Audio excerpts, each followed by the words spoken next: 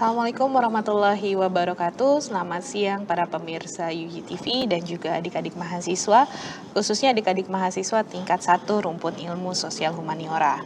Jumpa lagi bersama saya Indah Mulyani dalam acara literasi untuk mata kuliah Tim Teaching Digital Citizenship. Nah, apa kabarnya nih semua di rumah? Semoga dalam keadaan sehat dan tetap semangat ya, karena kita baru saja memasuki perkuliahan pasca UTS ya. Nah, seperti biasa, saya di studio ini tidak sendiri, ada narasumber yang merupakan juga salah satu dosen pengampu mata kuliah Tim Teaching Digital Literasi, yaitu Bapak Dr. Wahyu Raharjo, MSI Psikolog. Selamat siang, Pak Wahyu. Selamat siang, Bu Indah. Kita ketemu lagi nih setelah sekian lama ya, gitu. Kita sih ketemu ya minggu-minggu kemarin selama UTS gitu, tapi akhirnya kita berjumpa lagi di dalam acara literasi untuk mata kuliah Tim Teaching Digital Citizenship. Sekarang sudah memasuki minggu 11 perkuliahan gitu ya, setelah sebelumnya adik-adik mahasiswa menjalani ujian tengah semester gitu ya. Nah, di pertemuan kali ini Pak Wahyu kita akan membahas terkait online prosocial behavior kalau dari topiknya ya. Gitu. Nah, ini kira-kira masuk ke dari 9 pilar yang ada, kira-kira masuk ke pilar yang mana nih Pak tentang digital citizenship? Apakah masuk digital ethics, digital health and wellness, atau digital apa nih Pak Wahyu kira-kira?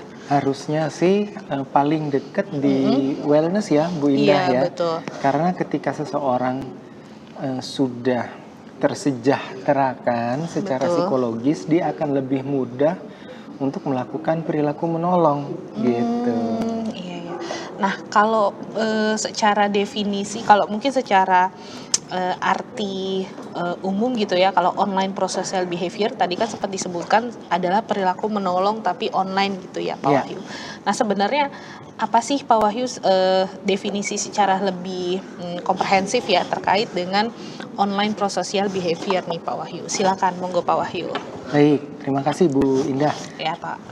Prosocial behavior itu kan bahasa Indonesianya kan perilaku menolong gitu ya.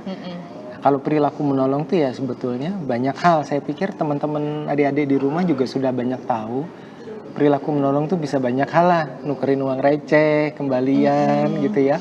Mengambilkan sesuatu, minta tolong. Apalagi misalnya mengerjakan tugas bareng gitu ya, berbagi tugas. Kemudian menemani ketemu dosen misalnya segala macam ya kayak gitu. Itu adalah perilaku menolong. Sederhana aja gitu.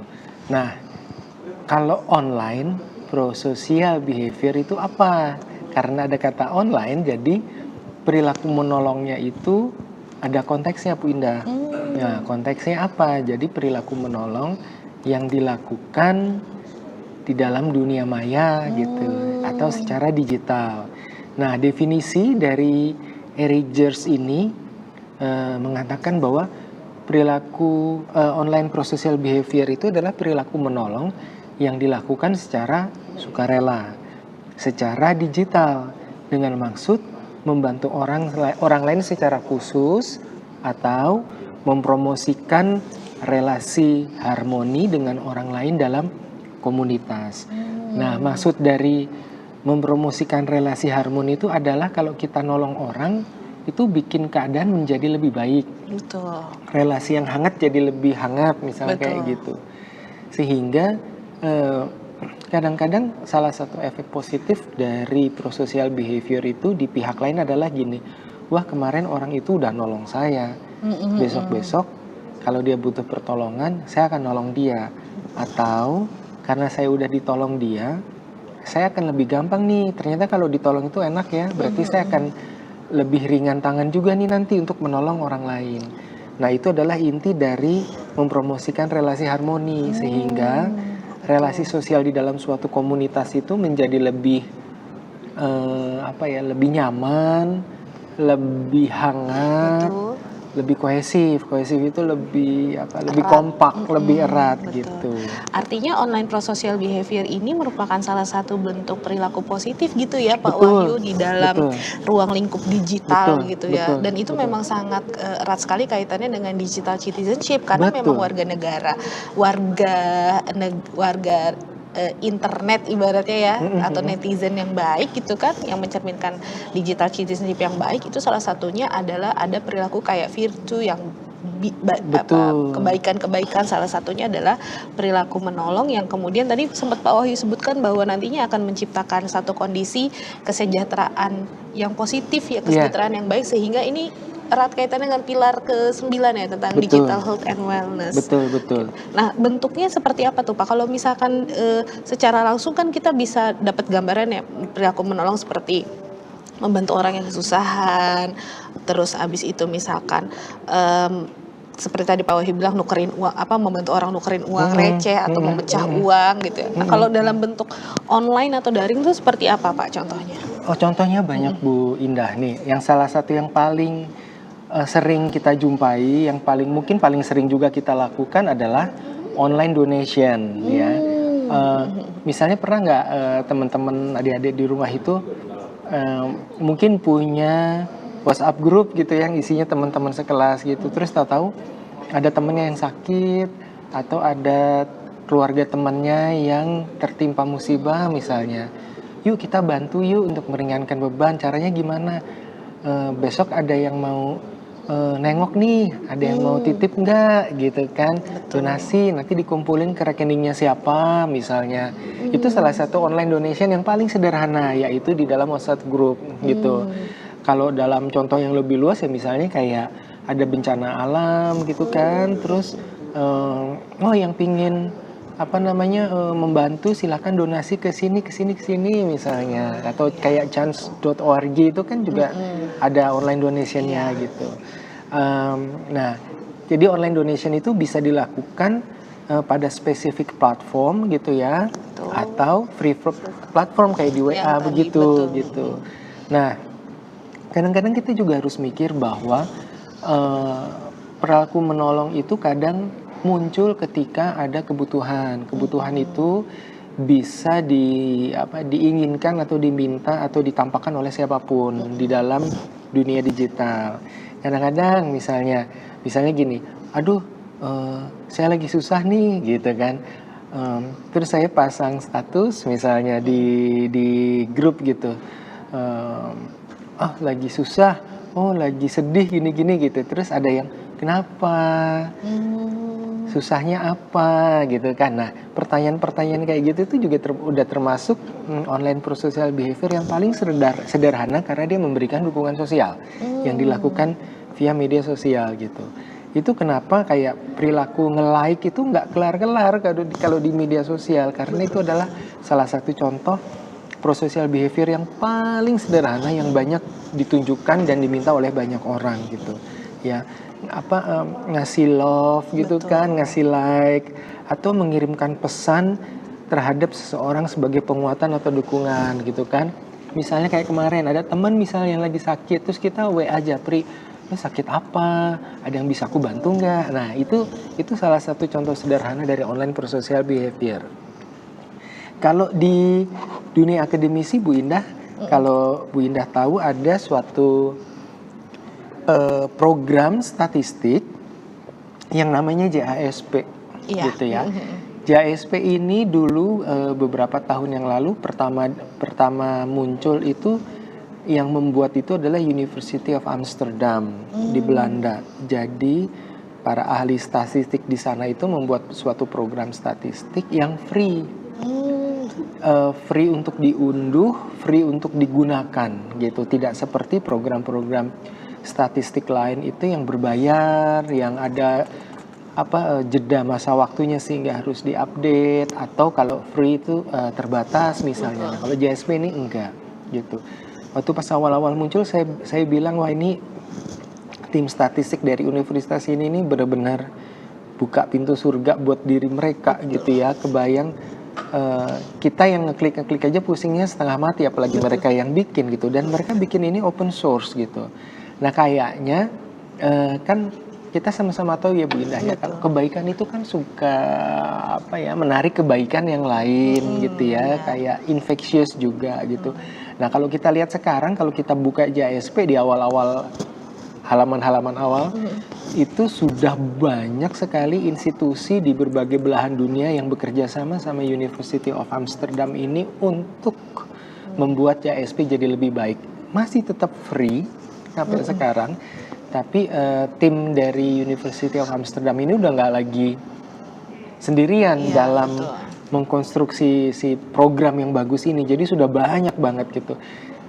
Dan ini masih sering terupdate. Jadi di jangka waktu tertentu kita tinggal mengupdate, akan menjadi jauh lebih canggih udah setelah kita mengupdate isiannya gitu. Nah, contoh yang berikutnya misalnya kalau Bu Indah tahu kayak Wikipedia, itu kan persoalan sharing knowledge ya. Benar. Gitu. Dan itu bisa diedit siapa aja ya maksudnya. Betul, betul. Jadi siapapun yang punya informasi terbaru tentang sesuatu dan dia ingin menambahkan atau merevisi, dia bisa mengedit sehingga informasi yang kemudian tertampang di Wikipedia itu adalah informasi-informasi terbaru tentang banyak hal gitu. Kemudian kalau kita lihat di WhatsApp group kan juga begitu ya, misalnya kalau teman-teman yang sudah lulus tuh biasanya di grupnya itu ada informasi, ini ada lamaran pekerjaan nih di daerah sini nih, begini. Nah itu kan sharing knowledge gitu ya. Atau ini ada kursus nih supaya kita yang udah lulus bisa dapat pengetahuan ini dan ini gitu misalnya. Itu sharing knowledge gitu kan. Kalau kita di grup dosen kadang-kadang ada informasi tentang buku gitu ya, atau ada informasi tentang conference, nah itu sharing knowledge gitu. Nah itu termasuk online prosocial behavior. Jadi kita berbagi informasi kepada orang lain supaya orang lain mendapatkan kebaikan itu. Mungkin di kita nggak berguna, tapi bisa jadi informasi itu berguna buat orang lain. Kemudian ada yang namanya reputation and rating system. Ini umpan balik terhadap produk atau provider tertentu. Nah, kalau Bu Indah sering belanja di marketplace misalnya gitu ya, setelah selesai belanja mereka mengharapkan ada rating kan, kita ngasih bintang berapa, termasuk alasannya kasih rating segitu tuh apa. Gitu.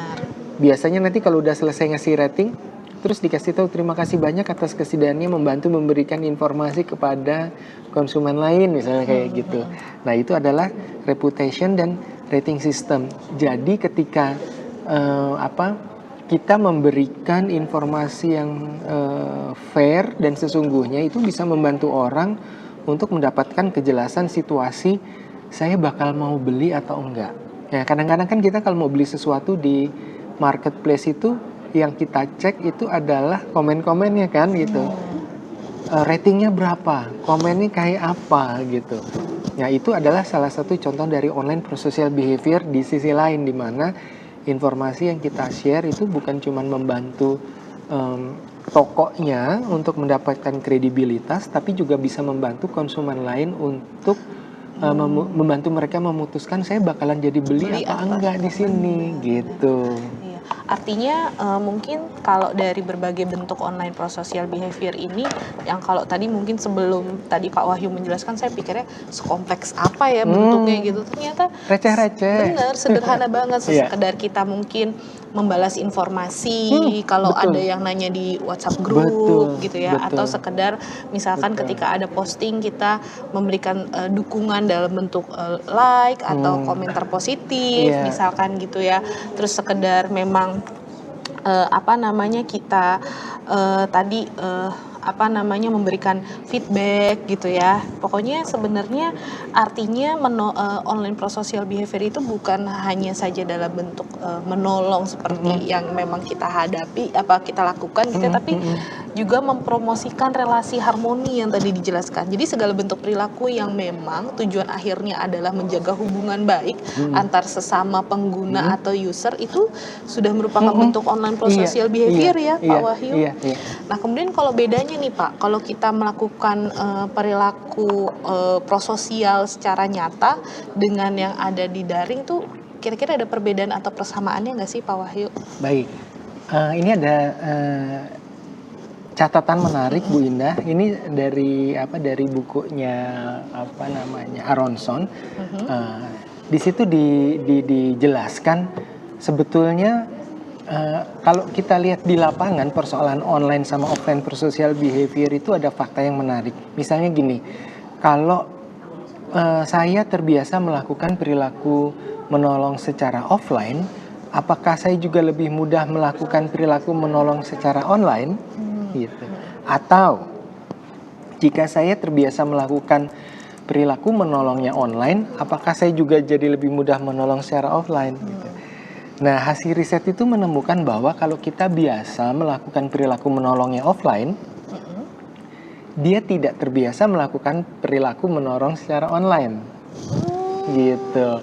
Karena ada banyak kemudahan dan trust yang diterima secara langsung kalau melakukannya secara offline. Benar. Gitu. Nanti ini secara penjelasannya terkait dengan usia juga. Biasanya orang-orang dengan usia yang lebih tua itu lebih nyaman menolong secara offline karena ada persoalan gap teknologi use gitu. Nah, jadi misalnya gini, misalnya saya ngomong sama bapak saya misalnya, Pak ada bencana alam nih, mau nyumbang duit nggak? Boleh. Bapak mau nyumbang kemana nih kotaknya gitu. Kalau kita kan bisa transfer, mereka nggak mau tapi lebih suka offline. Nah, dengan kemudahan-kemudahan itu mereka jadi, online bisa dipercaya nggak? Terus akhirnya gimana gitu. Itu kenapa biasanya orang-orang yang terbiasa offline itu lebih sulit online karena ada isu trust di situ. Memang kebanyakan kelompok yang senior-senior yang lebih gampang untuk offline. Sementara itu mereka-mereka yang muda yang lebih terbiasa dengan persoalan teknologi itu nggak masalah. Kalau bisa online, offline pun nggak masalah gitu.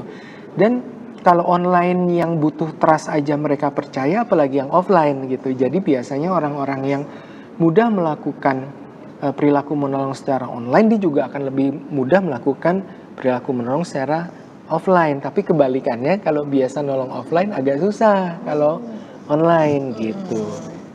Menarik juga ya. Kalau saya pikir kalau sering offline ternyata maksudnya tidak ada perbedaan gitu. Saya pikir ternyata ketika terbiasa offline gitu, terbiasa menolong secara langsung gitu, ketika mau pindah ke dalam dalam bentuk online atau daring itu ternyata masih tetap ada trust issue gitu ya, ataupun permasalahan-permasalahan atau masalah-masalah terkait sama bagaimana si platform itu mungkin bisa dipercaya gitu. Mungkin kita akan lebih percaya kalau ini ada kotak amal kita masukin langsung dibanding harus tadi ya transfer apalagi dalam bentuk QRIS dan lain sebagainya gitu ya. Kalau online untuk sesuatu yang nggak tampak aja kita percaya, apalagi sesuatu yang tampak gitu. Tapi kalau yang biasa tampak, ngirimnya kemana nih, akun siapa?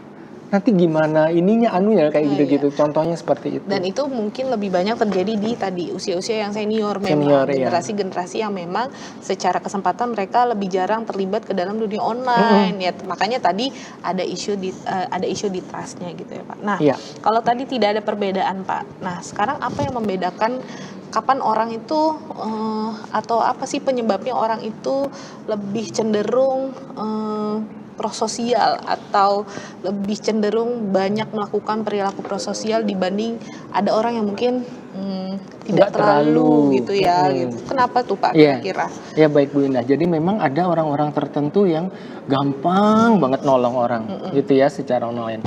Ada orang-orang tertentu yang kayaknya begitu banyak pertimbangan untuk nolong. Nah, sekarang kita cek kenapa sih kok ada orang-orang tertentu yang mudah sekali untuk menolong secara online. Kita beranjak dari teori dulu Bu Indah ya.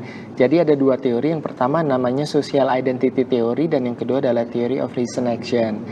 Social identity theory itu mengatakan bahwa individu itu berusaha mencari identitas sosial yang positif sehingga ia berusaha menyenangkan dan mendapatkan persepsi yang positif dari kelompok sosialnya. Artinya gini, setiap orang itu selalu terkait dengan komunitas atau grup tertentu. Dan grup atau komunitas itu menjadi salah satu sumber pride atau self-esteem buat dia, sumber harga diri.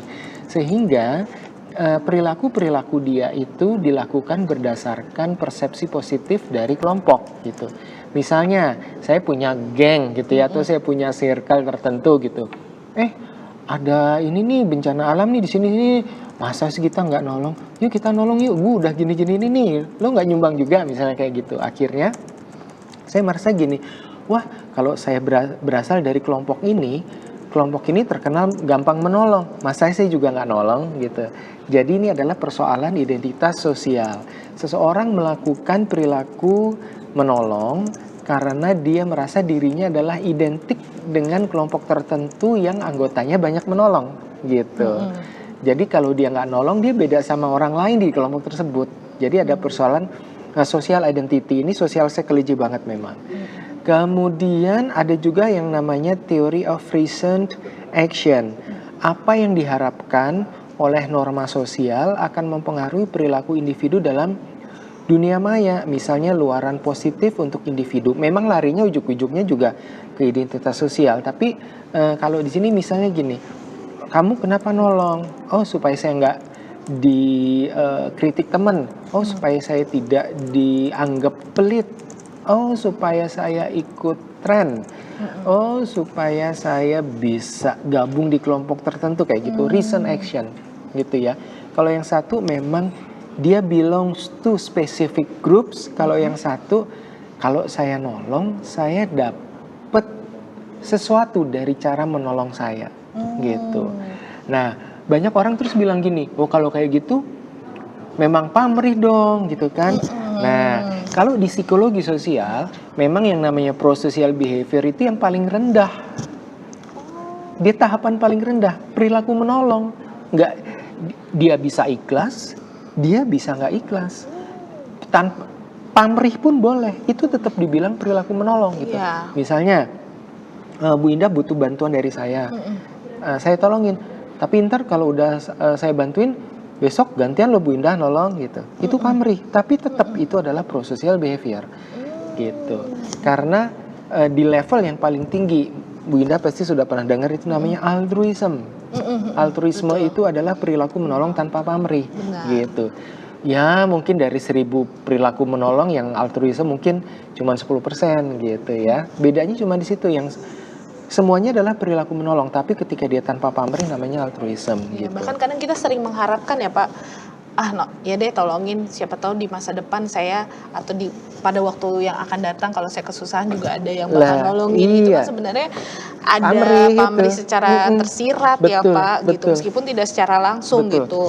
Tapi kan tetap apapun itu tapi prosocial behavior, itu perilaku yang tampaknya adalah menolong. Gitu. Nah, ada beberapa hal lagi yang bisa kita jelaskan kenapa sih orang kok melakukan perilaku menolong. Yang pertama social similarity, kesamaan tertentu dalam aspek sosial. Ini dulu pernah jadi joke nih Bu Indah nih di internet nih, gitu kan? Ada orang banjir, dia tenggelam, tinggal tangannya doang, tolong. Terus yang di sampan bilangnya gini, agamamu apa? Gitu. Jadi memang secara teori memang diberitahu bahwa kesamaan tertentu itu membantu orang untuk lebih mudah melakukan pertolongan. Oh kita sama-sama orang Indonesia, oh kita sama-sama berasal dari suku X, oh kita sama-sama beragama yang sama, oh kita sama-sama orang Asia, oh kita sama-sama karyawan ya, misalnya kayak gitu. Jadi ini namanya social similarity gitu. Tidak bisa dipungkiri memang secara praktek dan teori kesamaan ini membuat orang lebih mudah nolong gitu. Tetapi kalau beda, dia siapa gitu kan? Pantas nggak dia dapat pertolongan saya? Kadang-kadang kayak begitu. Jadi yang pertama adalah social similarity. Kemudian yang kedua adalah popularitas dan social presence. Ya, pengabadian online prosocial behavior melalui gambar atau video. Ini juga sempat jadi obrolan rame nih beberapa waktu yang lalu ya Bu Indah ya. Misalnya kalau artis-artis itu pengen ngasih donasi atau ngasih pertolongan, dia bawa kameramen, dia bawa fotografer, dia bawa tim lapangan gitu. Jadi setelah dipastikan semuanya bagus, in framing baru di ini gitu lah. Jadi ada popularitas. Jadi perilaku menolong untuk menjaga popularitas. Dia menolong untuk populer. Sama social presence. Social presence itu artinya kita ada di situ gitu. Nah, mungkin buat artis yang popularitas itu penting, social presence juga penting karena image positif harus dibangun. Apakah itu asli atau buatan atau fake, yang penting ada image itu, social presence gitu. Kayak misalkan mungkin kalau ada bencana ataupun misalkan ada kesulitan di satu tempat gitu ya Pak, terus ada artis ataupun selebritis yang kemudian hadir kan sebagai bentuk social presence gitu ya Pak, tapi mungkin tujuannya bisa juga untuk popularitas betul. Ya gimana pun juga kan hati nggak kelihatan, nggak tahu gitu. Kemudian berikutnya itu ada empati, dorongan kemanusiaan. Artinya memang ya banyak juga orang-orang tuh yang menolong yang karena persoalan empati. Karena unsur kemanusiaan. Kemudian adalah narsisistik sama attention seeking. Nah ini biasa di media sosial nih gitu kan. Yang kalau nolong dikontenin, divideoin, diupload gitu kan. Narsisistik supaya kita merasa kelihatan keren, kita kelihatan pantas, kita kelihatan berguna gitu. Ya untuk cari-cari perhatian misalnya seperti itu. Nah, ada juga gini, online pro-social behavior itu kalau kayak social donation itu akan jauh lebih gampang kalau ada wadah yang mengakomodasi, misalnya web-web tertentu gitu. Oh saya mau donasi nih, saya kemana? Ada webnya nggak gitu. Web itu bukan cuma sekedar sarana untuk donasi, tapi kita bisa tahu yang mengelola duit kita itu siapa, untuk apa. Mereka tuh dari mana, apa aja aktivitasnya gitu. Semakin dapat dipercaya, trusted, informasinya lengkap, tampilannya menarik, itu bisa menumbuhkan intensi menolong secara daring. Nah, gitu. intensi itu berarti niat gitu ya gitu, Pak. Nah ini menarik sekali nih Pak Wahyu. Tapi sebelum kita secara lebih lanjut nih membahas terkait dengan web tadi gitu ya, yang kemudian akan menumbuhkan atau membangun niat untuk menolong, tanpa terasa ternyata di segmen 1 ini sudah habis Pak. Oke. Saking serunya ya. Iya. Ya baik, jadi untuk para pemirsa UGTV dan adik-adik mahasiswa jangan kemana-mana karena kami akan kembali setelah jeda berikut.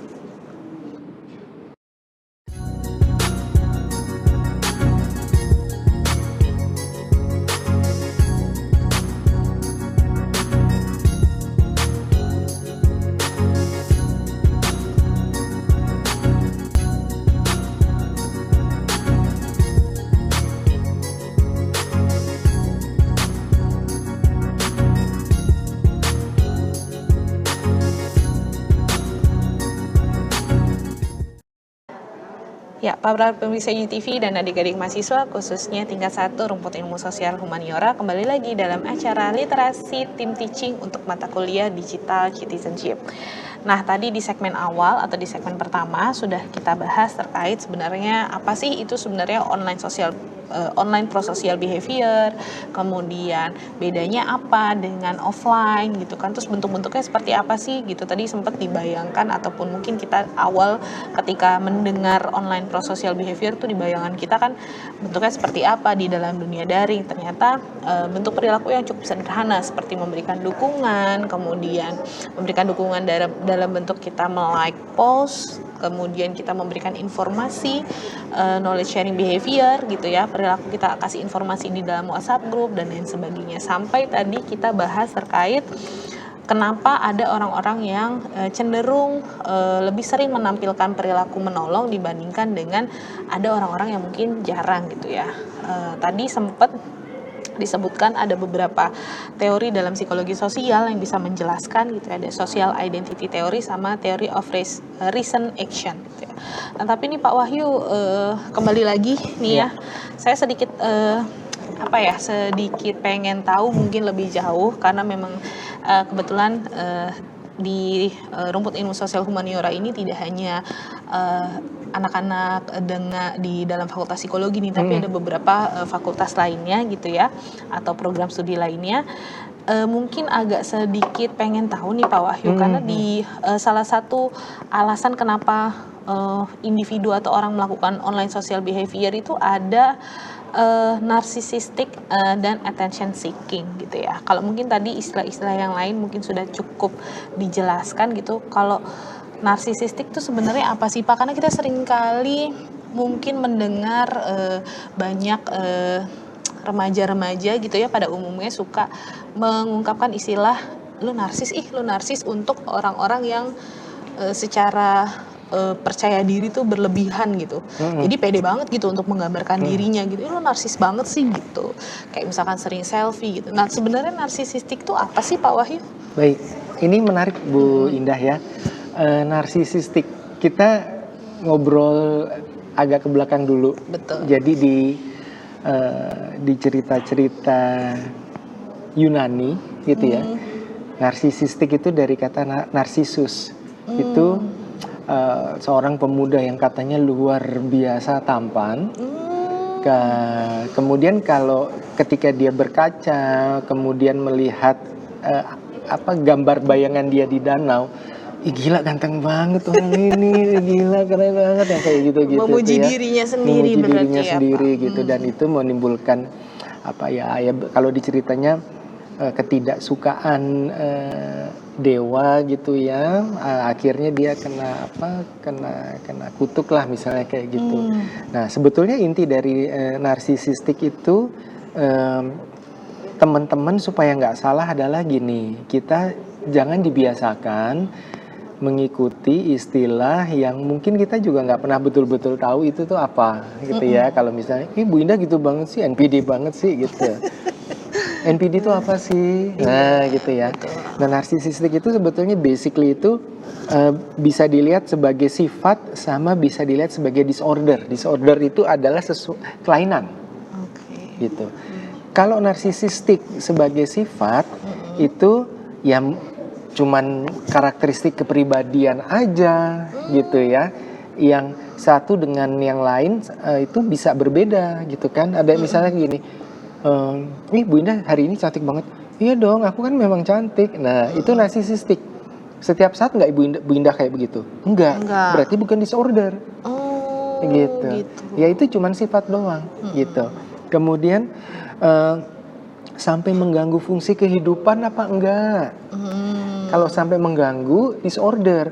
Kalau merusak relasi sosial. Kalau sekali-kali gue ngerasa cantik, tapi gue kadang-kadang saya ngerasa pintar, tapi kok sering juga ngerasa on ya enggak gitu ya. Dan hanya muncul pada situasi-situasi tertentu gitu. Jadi narsisistik dengan gangguan kepribadian narsistik atau NPD itu completely different gitu. Jadi terus siapa yang bisa menegakkan diagnosis bahwa seseorang itu NPD atau enggak? Profesional itu siapa? Bisa psikolog, bisa psikiater gitu.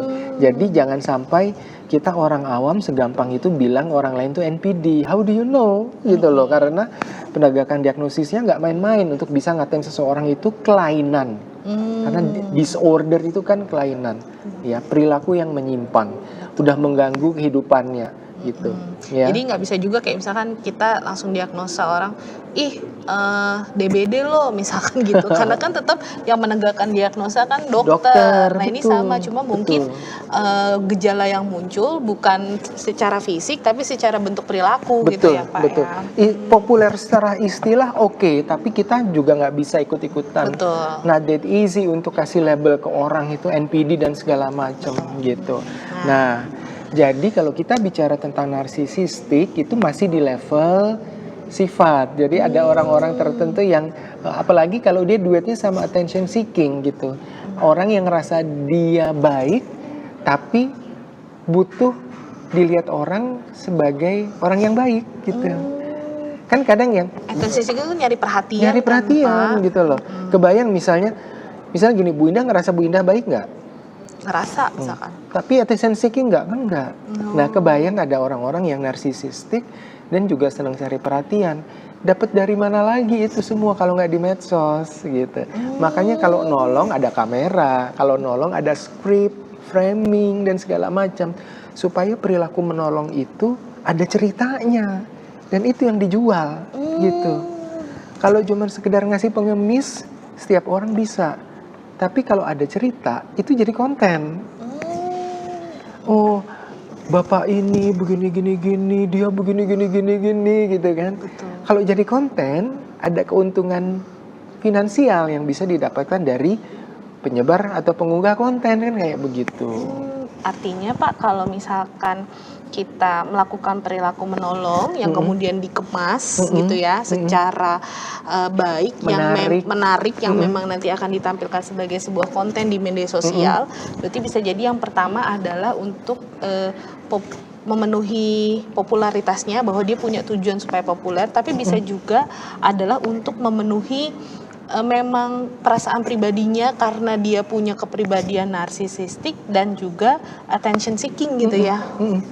Jadi kayak misalkan konten perilaku menolong yang kemudian dikemas gitu sebagai konten media sosial, kalau dapat banyak komentar positif, kemudian dapat banyak like gitu ya, rasakan wah berarti banyak like ini populer nih, dapat nih popularitasnya gitu ya. Tapi satu sisi juga bisa jadi dia nggak ngejar popularitasnya, tapi dia melihat bahwa orang-orang pada menyukai saya, orang-orang pada memperhatikan saya gitu ya. Jadi ada dua hal yang memang menjadi tujuan yang berbeda gitu ya Pak ya. Dengan salah. Oke, menarik sekali nih Pak. Nah kemudian terkait dengan empati nih Pak. Nah empati itu sebenarnya apa sih Pak? Mungkin kalau penjelasan sederhananya. Kalau kadang-kadang orang tuh sering ketukar empati dengan simpati, Bu. Nah itu dia bedanya Pak. Kalau simpati itu cuma berada di level afektif gitu ya, misalnya kok kamu hebat ya, saya suka deh sama kamu, tuh bisa jadi simpati. Atau kasihan ya gitu. Kasihan ya, gue kasihan deh sama dia, dia bisa begitu, terus nggak ada yang nolong. Nah itu simpati. Tapi kalau empati itu kita seperti menempatkan diri kita di posisi orang tersebut, gitu ya. Misalnya ada pengemis masih muda, usia sekolah, ngemis. Kasihan deh, gue ngasih donasi, itu mungkin simpati, tapi harusnya kan di usia segitu dia masih sekolah, tapi dia udah bantu orang tuanya. Betul kasihan, tapi dia hebat juga ya. Nggak semua orang bisa di dia gini ya. Kalau mungkin aku jadi empati. Dia, kayaknya nggak bisa deh. Karena dulu masa kecil aku juga aku bersyukur dan sebagainya, itu udah di level empati. Dan di beberapa riset efek empati itu bisa kemana-mana, bukan cuma ke prosocial behavior, tapi banyak banget hal-hal positif yang bisa didorong dari yang namanya empati gitu. Makanya kalau misalnya kita ngelihat ada orang yang tidak punya uang gitu ya, kemudian ngemis masuk ke medsos, kalau kita cuma sekedar simpati, kasihan ya, berhenti di situ.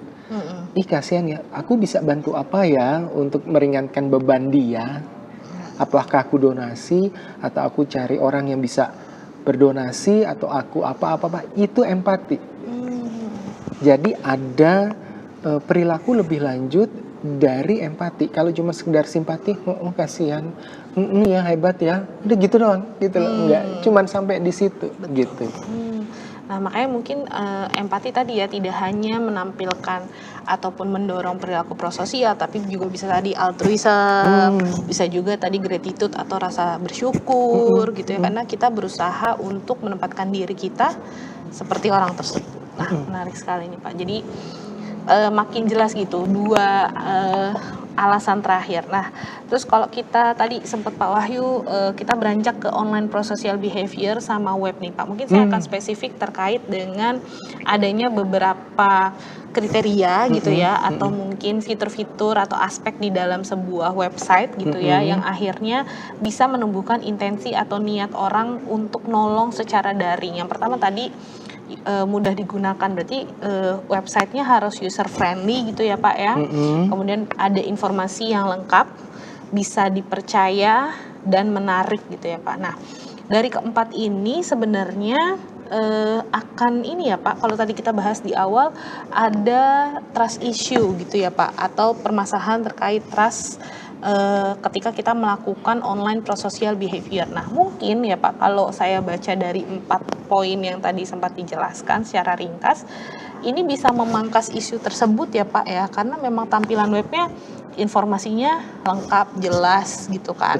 Terus bisa dipercaya, artinya mungkin memang website ini misalkan berbasis government punya, atau memang secara mungkin pun ini punya NGO pun atau non government organization pun ini jelas gitu halamannya gitu ya, secure gitu kalau kita browsing gitu melalui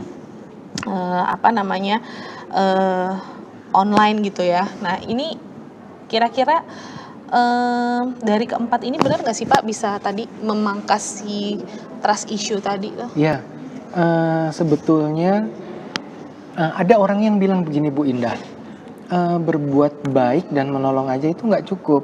Kita juga harus punya tanggung jawab untuk memastikan bahwa pertolongan yang kita berikan memang sampai ke orang yang atau ke tujuannya gitu loh. Caranya gimana ya, kita memastikan bahwa kalau kita melakukan online prosocial behavior melalui institusi tertentu atau web tertentu dan itu bisa dipercaya. Bukan berarti kemudian kebanyakan mikir, overthinking, terlalu picky, no gitu, karena uang itu harus atau apapun itu harus dipastikan nyampe ke pihak yang dituju gitu.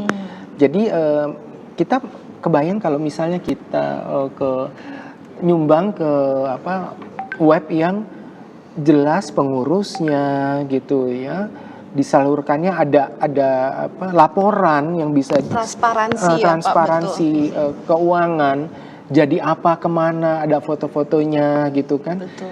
Kita kan jadi oke, bisa dipercaya gitu loh.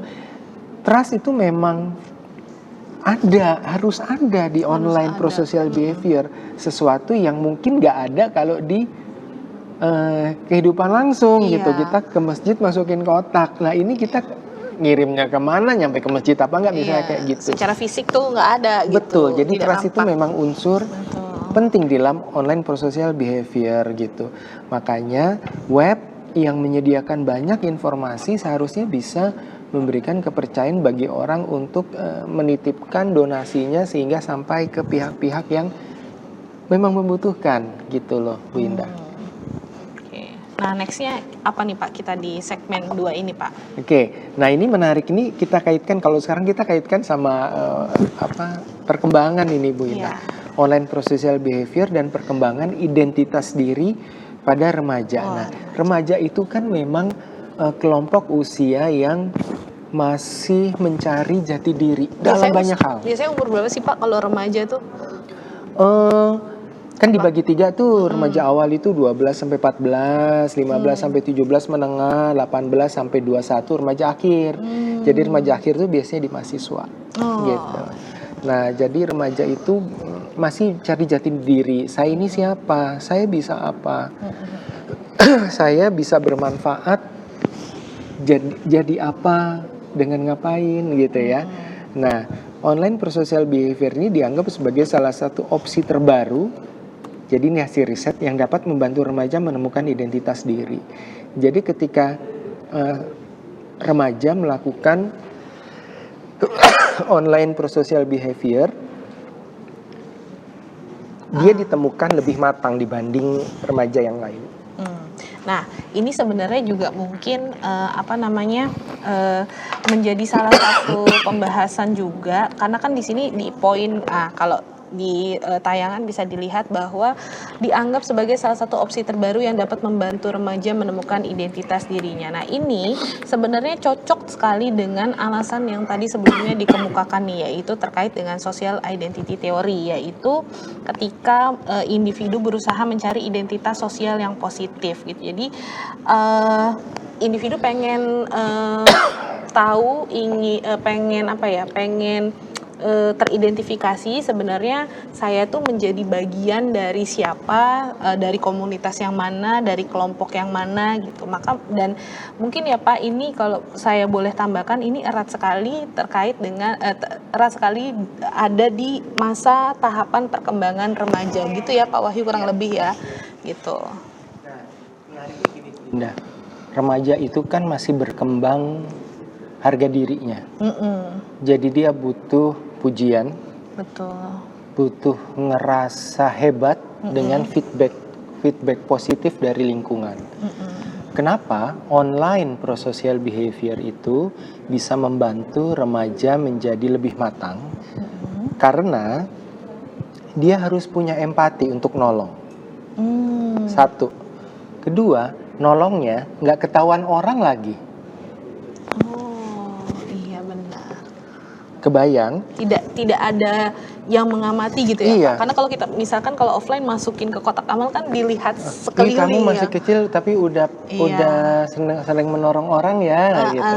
Gitu. Jadi Tapi kalau kebayang, online nggak kelihatan ya, benar. nggak kelihatan. Ini adalah karakteristik yang seharusnya dimiliki oleh orang dewasa gitu. Jadi kebayang kalau remaja yang butuh pujian, butuh validasi, tapi dia nolong aja diem-diem, nggak kelihatan gitu. Jadi memang kebayang dia secara personality, dia adalah orang yang berempati dan lebih matang dibanding yang lain gitu. Jadi sebenarnya terkait dengan perkembangan identitas diri pada remaja ini, bagaimana kemudian dia membangun karakter dirinya gitu ya Pak. Dia ini sebenarnya saya itu sebenarnya siapa sih gitu. Jadi membantu mereka dalam mengidentifikasi. Salah satunya adalah terkait tadi Pak Wahyu sebutkan harga diri, yaitu bagaimana individu mengevaluasi dirinya. Nah, kalau misalkan tadi disebut remaja yang lebih sering melakukan prosocial behavior, itu evaluasinya akan lebih positif ya Pak terhadap dirinya gitu. Dia udah nggak cari validasi lagi karena dia udah ngerasa saya baik and it's enough. Ya, Gitu. jadi karena evaluasi terhadap dirinya positif, artinya dia memiliki harga diri yang baik, sehingga identitasnya pun menjadi positif gitu ya Pak ya. Iya, betul Winda. Betul. Apalagi nih Pak selain terkait dengan ini juga identitas diri remaja. Ada konsep menarik tentang online prosocial behavior dan happiness. Happiness itu kebahagiaan. Jadi ada satu teori namanya the broaden and build theory. Memiliki emosi positif, memperluas perspektif individu, dan mendorong perilaku agar orang lain juga mengalami emosi positif yang sama, gitu. Misalnya gini, saya bahagia, saya nolong orang. Saya ngerasa saya keren, makanya saya nolong. Orang lain jadinya ngelihatnya gini, iya ya kalau nolong orang lain keren ya, saya juga nolong deh, gitu. Dan ini bisa dibolak-balik. Happiness menciptakan online prosocial behavior. Saya lagi happy nih Bu Indah. Ada orang yang bisa saya tolong nggak? Saya pengen nolong orang nih, gitu kan. Kamu kenapa kok nolong orang gini? Saya happy gitu. Ada yang kamu kenapa nolong orang? Soalnya setelah nolong orang, saya kok ngerasa jadi bahagia. Jadi ada yang bahagia kemudian nolong, ada yang menjadi bahagia setelah dia nolong. Dan itu dia muter aja. Dan ini contagious gitu ya, contagious, infectious, whatever itu ya. Jadi orang ngelihat kok kayaknya nyenengin ya gitu. Itu kenapa beberapa konten di Instagram misalnya itu dibuat dengan maksud untuk menginspirasi orang gitu. Makanya gue jadi pengen nolong orang sih, aku besok jadi pengen ngelakuin hal yang sama kayak kamu gitu lah. Nah ini kan jadinya kebahagiaan menciptakan kebaikan menginspirasikan orang untuk melakukan kebaikan yang sama. Jadi akhirnya kan komunitasnya jadi positif karena muter-muter di situ kebahagiaan. Nggak ada orang yang bahagia terus melakukan hal negatif tuh biasanya agak susah karena secara internal emosinya itu udah positif, Bu Indah. Gitu. Nah, teori ini saya pernah denger nih Pak Wahyu, kalau nggak salah dulu ada kayak feel good, do good, feel bad, do good juga gitu. Jadi ibaratnya kalau kita sedang merasakan sesuatu emosi positif ya, bahagia, senang, misalkan dapat nilai bagus atau keterima kerja atau apapun itu gitu ya, kita cenderung lebih mudah melakukan perilaku positif, entah itu menolong, entah apapun itu ya, salah satunya prososial. Sebaliknya juga gitu ya ternyata, dengan ketika moodnya jelek atau emosinya negatif, justru untuk menciptakan emosi positifnya itu kita melakukan berbuat baik gitu, sehingga kita lebih mudah mungkin bersyukur dan lain sebagainya gitu ya. Nah ini menarik, saya namanya ternyata the broaden and build theory. Betul. Selanjutnya ada apa lagi Pak terkait dengan online prosocial behavior? Gini, kita bicara tentang keluarga, ya Bu Indah ya. Keluarga berarti ini adalah kelompok terkecil ya Pak? Betul. Keluarga tuh. Betul. Banyak orang mengatakan bahwa keluarga yang berfungsi, bukan keluarga yang disfungsional, itu akan membantu menciptakan individu-individu yang sehat secara mental ketika dia beranjak dewasa dan menjadi orang yang completely dewasa gitu. Keluarga disebut sebagai salah satu sumber internalisasi penting mengenai online prosocial behavior melalui pembelajaran terkait empati dan dukungan sosial. Internalisasi penting, jadi peranata sosial pertama di mana anak itu bisa belajar banyak hal baik, termasuk empati dan dukungan sosial. Kita harus bersikap baik sama orang yang mungkin tidak seperti kita nasibnya. Kita harus bisa melihat orang lain dari perspektif yang berbeda. Kalau ada orang yang kesusahan, kalau kita bisa tolong, kita bisa tolong. Lakukan pertolongan misalnya kayak gitu. Nolongnya susah, coba ada nggak? Bisa nggak nyumbang atau apa gitu ya. Nah itu adalah internalisasi. Mungkin dulu Bu Indah pernah tahu ada berita di internet itu yang ada anak membawa tabungan dia dalam bentuk koin dari celengan yang dibawa ke salah satu institusi tertentu untuk disumbangkan menghadapi bencana alam. Kebayang anak sekecil itu kalau nggak value-nya bagus dari orang tua kan nggak bisa gitu. Nah anak itu nggak bisa, kita tuh nggak bisa ujuk-ujuk jadi baik Bu Indah. Harus ada internalisasi nilai-nilainya. Dan keluarga punya peran penting di situ gitu loh. Jadi orang tua itu bisa mengajarkan banyak hal positif, virtue yang tadi Bu Indah sempat bilang ya. Jadi keberfungsian keluarga mendorong banyak hal-hal yang positif. Nah menariknya gini, ini di salah satu riset keberfungsian keluarga mendorong munculnya online prosocial behavior pada remaja wanita. Kalau pada remaja laki-laki enggak.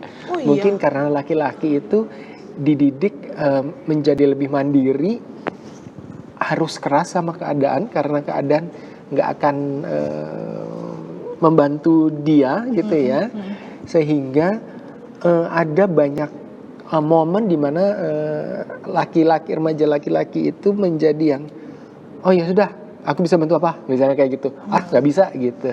Jadi yang lebih gampang tersentuh itu perempuan. Lagi-lagi ini kan persoalan ada internalisasi lain di situ selain cuman persoalan menolong gitu ya. Bagaimana seseorang berperilaku sebagai laki-laki, seseorang berperilaku sebagai wanita itu kan juga social construction dan jelas-jelas dibangun oleh keluarga. Jadi kadang-kadang kalau ada value yang agak bertentangan, mungkin orang tua akan mikir yang mana nih yang lebih saya tekankan. Misalnya seperti itu Bu Indah.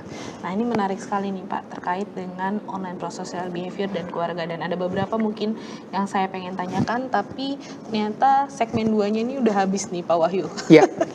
Jadi nanti saya mungkin akan tanyakan di segmen 3 ya Pak Wahyu. Dan bagi para pemirsa UGTV dan adik-adik mahasiswa jangan kemana-mana karena kami akan kembali setelah jeda berikut.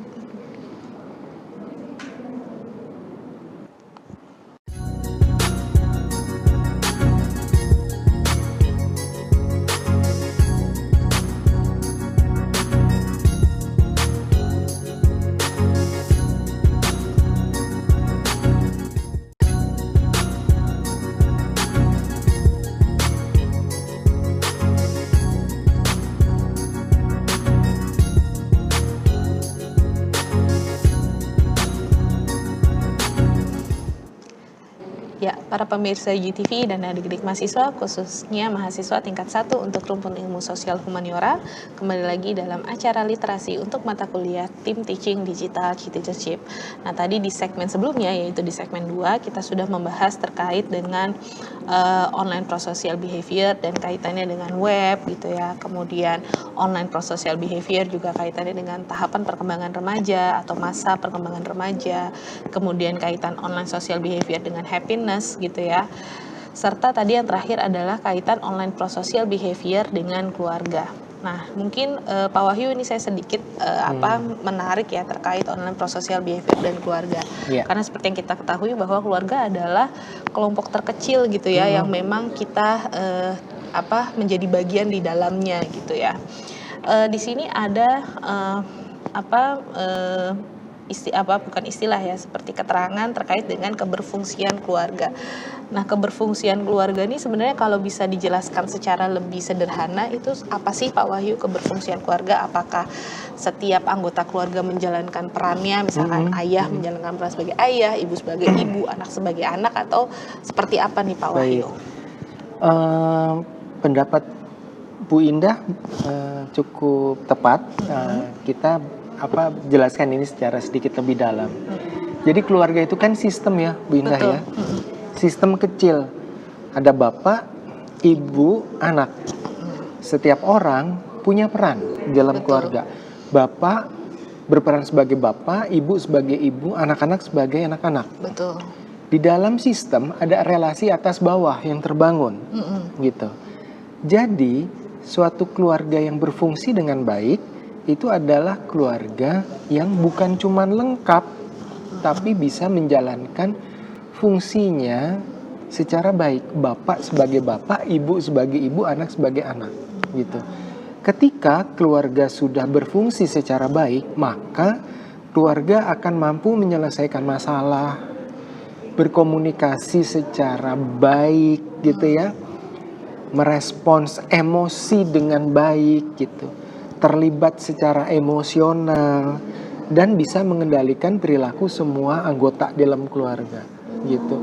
Itu memang mau nggak mau memang harus diakui bahwa ketika tidak ada salah satu anggota keluarga memang akan jadi timpang. Benar, gitu. Betul. Padahal yang utuh aja belum tentu berfungsi dengan ketika ada yang salah di dalamnya, gitu.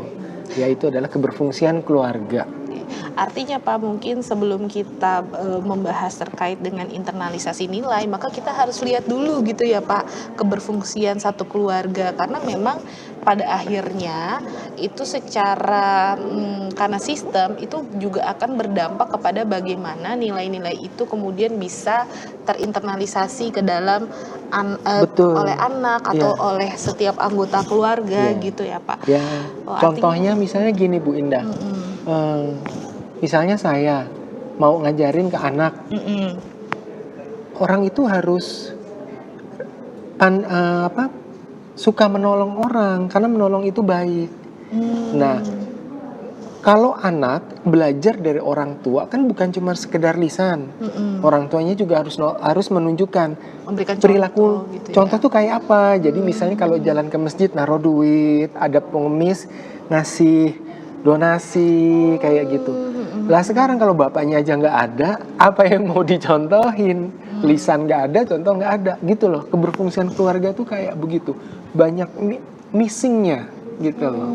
Jadi kalau internalisasi itu kan sebenarnya bagaimana kita kemudian mentransfer nilai-nilai atau mungkin bukan aturan ya, terkait nilai-nilai, kemudian makna-makna, perilaku-perilaku yang baik, kemudian ditransfer gitu ya, supaya bisa dipahami gitu ya oleh anak.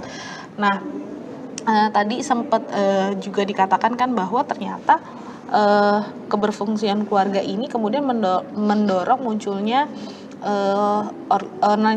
online prosocial behavior lebih kuat di remaja wanita, ya, dengan jenis kelamin wanita, meskipun nanti akan kita bahas ya Pak terkait dengan jenis kelamin.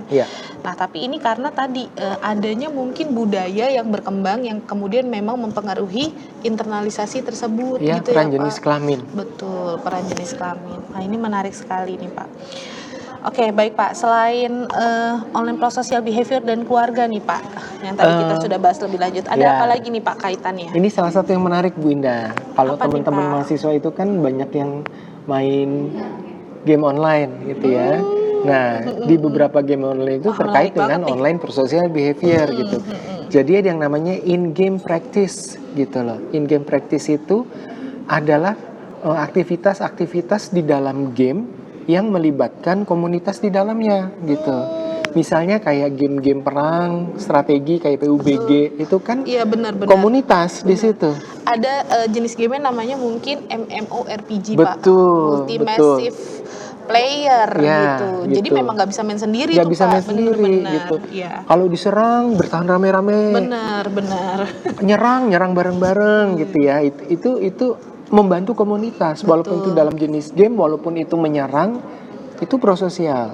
Nah ini saya ngasih contohnya nih Hede nih Bu Indah. Hede itu kan juga ada komunitas di dalamnya tuh gitu kan. Aku lagi butuh telur nih, lu punya nggak telur? Kirimin gue dong, ya, kayak gitu-gitu tuh. Itu Iya, betul. namanya in-game practice di dalamnya gitu. Jadi prosocial games, Hede itu salah satu prosocial games, itu membantu konstruk perilaku prososial dalam memori individu. Oh ternyata kita bisa loh ngebantu orang untuk hal-hal yang sederhana gitu. Nah, di salah satu game yang saya mainin Bu Indah, itu orang-orangnya campur, ada orang Amerika, Irlandia, segala macam. Dari berbagai. Di situ peraturannya sederhana sekali, wajib menolong, wajib menolong, gitu. Terus saya lihat setelah nolong, mereka akan bilang thank you very much. Jadi bukan cuma diam, dia akan bilang terima kasih sudah dibantu, thank you for helping, thank you for donation or something kayak gitu-gitu. Jadi kebayang di komunitas virtual yang game online aja, konsep online prosocial behavior itu kencang banget. Betul. Gitu. Makanya namanya in-game practice ya Pak. Betul. Jadi tanpa disadari bahwa berbagai bentuk ataupun berbagai jenis online game itu bisa mendorong bagaimana memori kita itu bahwa membantu tuh penting gitu ya. Bisa ada di mana aja, betul. Gitu. Nah, kalau ada efek lain yang namanya online antisocial behavior itu ya kalau game-game yang sangat kompetitif. Oh gitu. Kan. Jadi ada dua sisi ya Pak. Satu sisi membantu dalam mengkonstruk perilaku prososial di dalam memori. Satu sisi ternyata juga punya potensi untuk antisocial behavior. Betul ya, ini sisi lain lah dari game gitu. Makanya kalau ada mahasiswa misalnya, Pak saya mau neliti tentang perilaku menolong, Pak saya mau neliti tentang agresivitas pada pemain game. Oke, gamenya apa dulu? Karena setiap game itu punya sifat yang berbeda, yang sesuai dengan variabel-variabel yang akan diteliti, gitu. Makanya di situ bahwa kecenderungan agresivitas juga berpotensi dalam mereduksi online prosocial behavior karena banyak sekali game-game yang memang menciptakan situasi yang kompetitif yang kemudian itu lebih cenderung agresif gitu ya Pak ya. Menarik sekali nih bahwa tergantung jenis gamenya nih yang bisa mendorong, bisa juga justru malah menciptakan antisocial behavior gitu ya. Nah, ada apa lagi nih Pak selain online game? Nah, online prosocial behavior itu juga beberapa kali itu dikaitkan dengan faktor kepribadian. Ya, apalagi kalau kita bicara sebagai individu. Kalau kepribadian apa sih Pak? Penjelasan sederhananya mungkin. Jadi kayak tadi kan contohnya narsis gitu ya Pak ya. Jadi ada trait kepribadian tertentu yang membuat orang tuh memang lebih gampang nolong dibanding orang lain. Jadi dia bukan orang yang penolong. Oh, dia adalah orang yang penolong. Bisa jadi itu karena dia punya kepribadian tertentu yang berbeda satu dengan yang lain gitu loh. Misalnya ada kalau kita bicara tentang Big Five ya, Big Five itu kan ada 5 ya apa ya? Neuroticism, agreeableness, conscientiousness, openness to experience, sama extraversion gitu kan. Nah, kebayang ya. Ada trait kepribadian yang namanya neuroticism. Neuroticism itu orangnya parnoan, curigaan, terus cemas. Kebayang, dia mau donasi. Ini ke siapa? Bisa dipercaya apa enggak? Kayak gitu-gitu tuh. Akhirnya dia nggak nolong, karena dia parnoan misalnya. Atau yang ada yang namanya agreeableness. Agreeableness itu orangnya tuh yang ho-ho aja, gampang disuruh-suruh. Lo nggak nolong si ini nih, nolong deh kasihan. Oh yaudah deh, gue kirim kemana ya? Itu agreeableness kayak gitu tuh. Jadi memang ada orang-orang dengan tipe kepribadian tertentu yang orang lain tuh nggak tahu dia stylenya kayak gitu yang bikin orang tertentu lebih gampang nolong, orang tertentu jadi lebih sulit nolong, misalnya kayak begitu. Artinya mungkin kepribadian ini seperti sifat-sifat individu yang kemudian menetap, yang akhirnya memberikan karakteristik bagi dirinya yang membedakan dirinya dengan orang lain gitu ya Pak. Misalkan kalau saya mungkin terkait sama tadi bentuk kepribadian kan banyak ya, salah satunya ada Big Five. Tadi ada yang agreeableness, orangnya nurut-nurut aja. Mungkin kalau saya sama Pak Wahyu lebih cenderung agreeableness saya ya Pak, ya aja nurut gitu ya, dibandingkan dengan Pak Wahyu gitu ya. Itu kan artinya membedakan karakteristik kita ya Pak. Nah nantinya juga akan menimbulkan bentuk perilaku prososial yang berbeda. Mungkin saya akan cenderung lebih sering menampilkan bentuk perilaku menolong atau online pro-social behavior dibandingin Pak Wahyu karena karakteristik agreeableness saya lebih tinggi daripada Pak Wahyu gitu ya gambarannya. Betul. Atau saya nolongnya offline aja deh dibanding online. Iya. Karena trustnya lebih kelihatan di mata misalnya kayak gitu. Ada yang kayak gitu. Ada juga ya bentuk kepribadian seperti itu. Menarik sekali. Terus ada apa lagi nih Pak di dalam Ada kepribadian? kemudian yang namanya moral identity. Moral identity itu adalah sejauh mana menjadi orang yang bermoral adalah konsep diri utama seseorang gitu. Jadi moral identity itu gini. Saya ini orang baik loh Mbak. Saya nggak mau disuruh yang aneh-aneh, gitu kan. Ada orang-orang tertentu yang memang moral identity-nya tuh kencang sekali. Ini bisa dari culture, bisa dari agama gitu ya. Tapi memang apapun sumbernya dia menganggap dirinya adalah orang yang baik gitu. Ya kalau orang yang baik, ya kalau orang butuh pertolongan ya kita tolong. Kalau kita bisa donasi, ya kita donasi. Itu moral identity gitu kan. Entah gimana caranya deh. Saya pokoknya pengen nolong. Kasih tahu saya harus kemana, misalnya kayak gitu. Itu moral identity. Jadi ini adalah hal positif yang juga bisa mendorong terciptanya online pro-social behavior. Kemudian yang berikutnya adalah hubungan interpersonal. Hubungan interpersonal itu terutama yang hubungan interpersonal yang baik itu akan memberikan banyak pengaruh positif terhadap diri kita. Jadi kita bisa mendapatkan pengalaman-pengalaman baik, pengalaman-pengalaman positif yang membuat mata kita terbuka lebar sehingga kita lebih mudah melakukan perbuatan baik. Efek lain dari hubungan interpersonal adalah misalnya gini nih, jejaring menjadi lebih luas sehingga akses atau kesempatan untuk melakukan online pro-social behavior jadi lebih besar gitu. Networking-nya lebih banyak ya jejaringnya. Ketika bencana banjir di Sumatera Aceh, di Sumatera Utara, Sumatera Barat dan Aceh itu kan gini, di grup tuh ya, di salah satu grup WhatsApp grup yang saya punya, saya pengen nolong nih, gimana caranya? Oh kayaknya di bagian ini udah full. Oh saya punya teman di sana yang bisa dipercaya, gini. Berarti kita bisa kirim ke sana. Iya nanti dia yang jemput, dia yang kayak gitu. Itu kan hubungan interpersonal yang memperkaya jejaring. Betul, gitu. karena kita punya channel atau kita punya relasi untuk menuju ke sana. Iya, untuk mengakomodasi kebutuhan menolong itu. Betul. Gitu. Nah, kemudian berikutnya Bu Indah, ada yang namanya online pro-social behavior dan jenis kelamin. Ini yang tadi nih, gitu. Wanita lebih mudah melakukan online pro-social behavior dibandingkan pria. Kenapa? Karena salah satunya adalah persoalan empati, gitu. Otak pria itu penuh dengan testosteron. Testosteron itu bikin bagian otak yang berinteraksi dengan hal-hal yang sifatnya manusiawi itu menjadi lebih kurang peka. Jadi cowok itu memang by nature otaknya itu nggak peka sama hal-hal yang sifatnya humanistik. Gitu. Orang biasa bilangnya sebagai lu nggak empati, tapi memang otaknya gitu penuh dengan testosteron gitu loh. Penuh dengan testosteron. Testosteron itu kan semenjak lahir itu membantu pembentukan otak manusia, fungsi, ukuran dan segala macam. Salah satunya itu. Itu kenapa kayak gini Bu Indah, ada bayi cowok sama bayi cewek baru lahir. Gitu ya, baru lahir digendong. Kalau bayi cewek dia ngeliatin mata yang gendong, jadi kontaknya sejak bayi aja udahlah personal to personal, gitu loh. Bayi laki semua dilihat, gantungan kunci, mainan, ini itu, things. Kalau bayi cewek, person.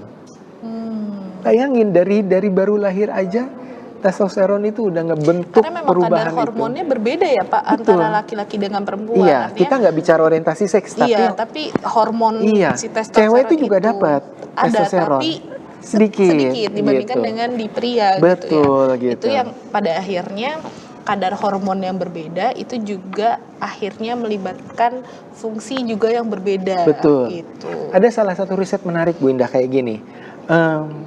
Ini ada taksi menjemput peserta eksperimen. Taksinya itu orang yang sama, mobil yang sama, memperlakukan dengan percakapan yang sama. percakapannya sama. Betul. Tapi begitu ditanya, tadi ngobrolin apa? Ini yang ibu-ibu nih, oh dia cerita lo tentang dia tuh punya istri, istrinya ninggalin dia, gini. Yang cowok, saya nggak gitu denger dia cerita apa. Yang saya tahu mobilnya itu ya warnanya ini, anu kayak gitu. Ada lagi peserta eksperimen yang cowok dengerin, oh saya nggak gitu ngeh ketika dia cerita tentang keluarga, tapi saya tahu dia cerita tentang London itu ibu kota yang begini-gini, banknya itu kalau dijadiin satu tuh bisa seharga ini, things. Jadi memang otak cowok itu nggak peka sama hal-hal yang sifatnya manusiawi dibanding otak cewek. Itu yang bikin memang cewek lebih mudah berempati dibanding cowok. Buatlah kalimat yang menunjukkan empati. Kalau misalnya Bu Indah, saya berusaha melakukan donasi kepada orang yang membutuhkan karena saya merasakan kesulitan yang dia rasakan. Iya. Yang laki suruh bikin kalimat pakai empati. Saya berempati kepada orang yang susah, nggak gitu. Jadi dia memang nggak dapet makna empati itu apa, gitu loh Bu. Nah, jadi memang persoalan empati itu sekarang kita bisa sadar bahwa memang by nature itu cowok memang agak susah. Jadi hatinya memang agak nggak peka dengan sinyal-sinyal kemanusiaan dibanding cewek gitu. Artinya ini bukan terkait dengan siapa yang lebih baik melakukan apa dan bagaimana, tapi karena reason secara ilmiah ataupun hasil risetnya memang menunjukkan bahwa tadi by nature secara kadar hormon testosteron lebih tinggi di pria, kemudian perempuan juga lebih emotionally gitu ya Pak ya, sehingga memang akan cenderung untuk terbangun empatinya tuh lebih cepat ataupun lebih fleksibel, lebih banyak di kelompok perempuan mungkin dibandingkan dengan sekelompok laki-laki gitu ya. Makanya mungkin kenapa akhirnya para wanita atau perempuan lebih mudah melakukan online prosocial behavior ya karena tadi ya empatinya lebih gampang untuk tercetus ya. Kenapa ya? Karena by nature secara kadar hormonalnya juga lebih oke gitu ya dan lain sebagainya. Ini menarik sekali. Dan pada prakteknya penjelasan itu kan di biopsikologi ya Bu Indah. Betul. Itu menjelaskan kenapa kok banyak laki-laki milih penjurusannya teknik. Kenapa perempuan lebih banyak sosial humaniora? Karena nggak suka. Kenapa nggak suka? Karena lo nggak peka gitu loh. Jadi ada penjelasan ilmiahnya untuk hal itu. Kenapa masih psikologi dominasinya perempuan iya, ya Pak gitu. ya? Nggak ya gimana persoalan? Iya, karena memang persoalan betul. Nah, kemudian ini juga menarik Bu Indah. Pernah main game atau apapun itu kadang-kadang kan kalau kita main game ada avatar yang melambangkan kita sebagai pemain. Betul. Gitu ya. Kalau Bu Indah perempuan, maka ketika main game avatarnya yang akan Ibu Indah pilih adalah avatar perempuan. Saya akan pilih avatar pria yang melambangkan diri saya ketika saya main game. Betul. Ada riset yang ngasih tahu bahwa avatar perempuan lebih mudah memberikan bantuan dibandingkan avatar pria. Jadi ya kan avatar itu kan cuman simbol doang, aslinya yang mainin kan orang. Betul. Jadi ceritanya cewek yang main game itu lebih mudah nolong dibanding cowok yang main game gitu. Riset berikutnya, avatar perempuan lebih mudah membantu avatar pria dibandingkan membantu sesama avatar perempuan. Karena dia tahu, oh yang ini laki ini gue bantu deh gitu. Oh yang ini cewek, males gitu. Jadi avatar itu sama kayak representasi dia di dunia nyata. Betul. Gitu. Yang cewek hanya ngebantu yang cowok gitu, lebih gampang bantu yang cowok dibanding bantu yang cewek gitu. Jadi ini kebayang jenis kelamin juga punya pengaruh. Artinya bukan hanya tadi wanita lebih cenderung memberikan pertolongan kepada pria gitu ya Pak. Meskipun dalam konteks online game gitu ya, avatar kan ada di dalam game gitu ya.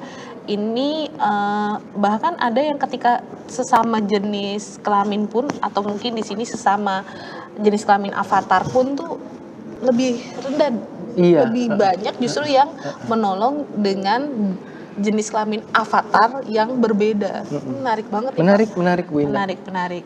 Apa ya Pak kira-kira ya Pak? Karena mungkin ada memang perbedaan atau sekarang gini Bu Indah. KRL gerbong wanita.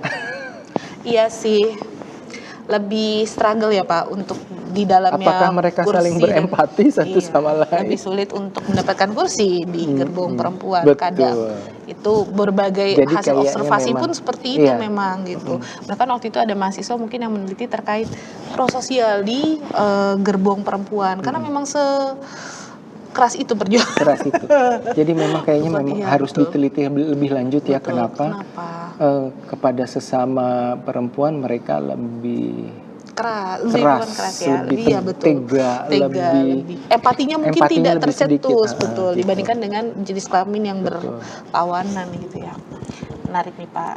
Nah, kemudian Pak ada apa lagi nih Pak? Nah, ini sebetulnya manfaat ya, Bu Indah. Manfaat psikologis online prososial behavior gitu.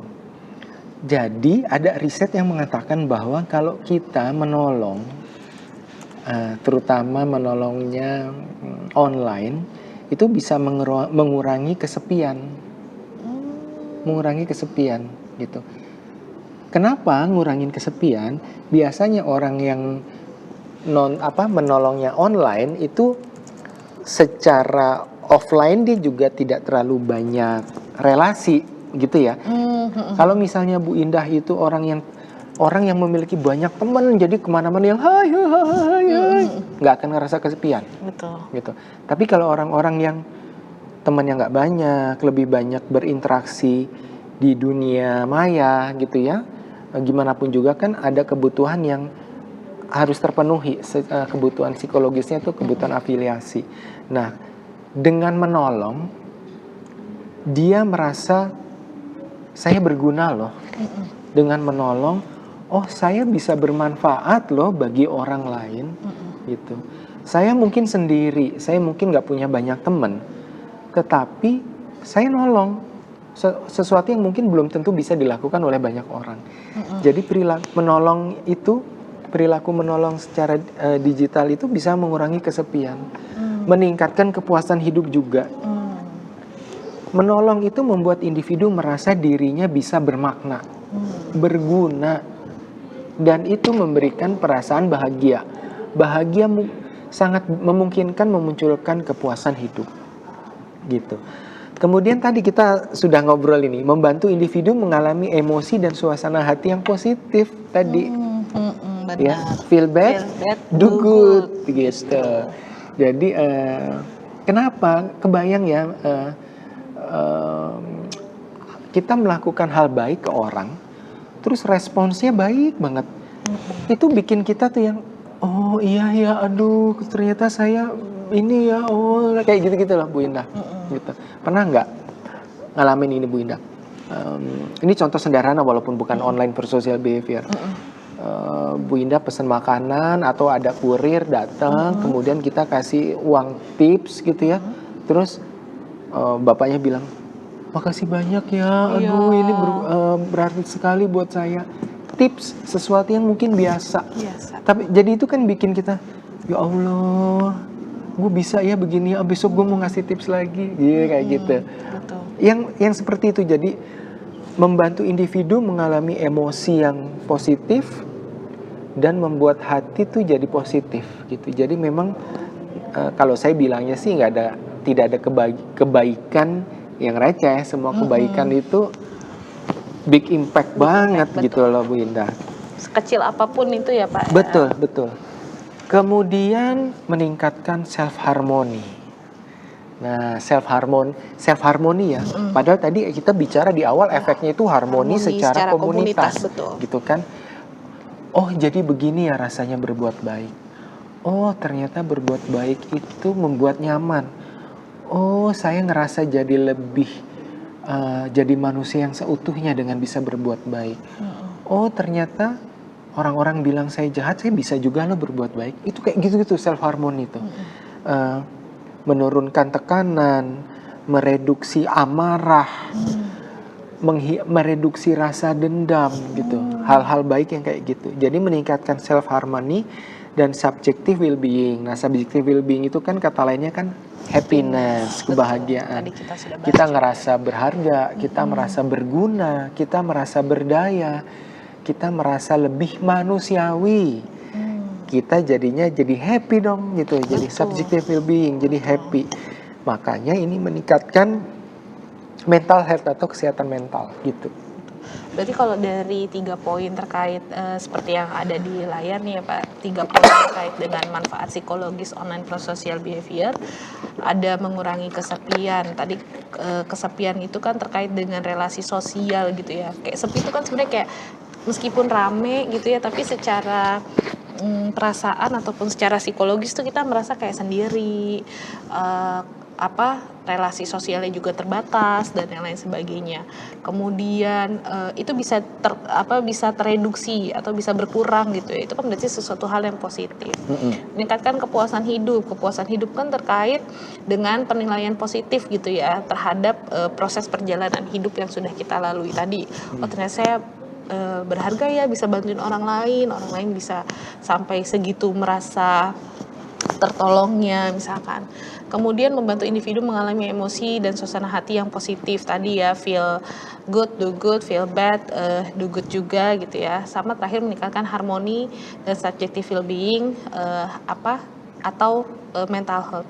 Nah, poin-poin ini merupakan poin positif semua ya Pak, Betul, gitu. betul. Artinya memang online prosocial behavior ini adalah salah satu bentuk perilaku yang memang harus tercipta gitu ya di dalam lingkungan daring gitu ya Pak Wahyu. Dan kalau mungkin saya izin sedikit menyimpulkan Pak Wahyu karena kita sudah di penghujung acara gitu ya terkait dengan materi kita hari ini, bahwa online prosocial behavior adalah perilaku menolong yang dilakukan secara sukarela melalui media digital dengan tujuan membantu orang lain dan juga menciptakan hubungan sosial yang harmonis dalam satu komunitas daring. Bentuknya bisa berupa donasi online, kemudian kita memberikan social support atau dukungan sosial melalui media sosial, memberikan like gitu ya, komentar positif gitu ya. Bisa juga merupakan dalam bentuk berbagi pengetahuan, kemudian berkontribusi pada proyek open source tadi, kemudian ataupun memberikan feedback ataupun umpan balik yang bermanfaat bagi orang lain. Nah, perilaku online prosocial behavior ini dipengaruhi oleh berbagai faktor seperti identitas sosial, norma sosial, social similarity, empati, dan yang lain sebagainya. Nah, selain itu platform digital yang juga mudah digunakan, terpercaya, informatif itu juga bisa meningkatkan bagaimana individu punya intensi atau niat untuk melakukan online prosocial behavior. Nah, karena tadi terakhir dibahas bahwa online prosocial behavior ini punya dampak yang positif bagi perkembangan individu, terutama juga membantu remaja dalam membentuk identitas dirinya, kemudian meningkatkan happiness atau kebahagiaan, memperkuat hubungan sosial serta mengembangkan kesehatan mental dan kesejahteraan psikologis. Nah, maka daripada itu online prosocial behavior ini adalah satu pengembangan budaya prososial di ruang digital yang menjadi aspek penting dalam menciptakan lingkungan digital yang sehat, suportif, dan juga bermanfaat bagi masyarakat. Demikian Pak Wahyu, tanpa terasa kita sudah berada di penghujung acara. Terima kasih sekali atas pembelajarannya hari ini, sharingnya hari ini gitu ya. Dan juga untuk para adik-adik mahasiswa khususnya tingkat 1 rumpun ilmu sosial humaniora, jangan lupa bahwa setelah tayangan literasi ini adik-adik mahasiswa harus mengerjakan kuis yang ada di Vkelas. Terima kasih kepada para pemirsa UTV dan juga adik-adik mahasiswa yang telah menyaksikan dari awal sampai dengan akhir. Saya Pak Wahyu dan juga segenap kru UTV mengucapkan terima kasih. Wassalamualaikum warahmatullahi wabarakatuh.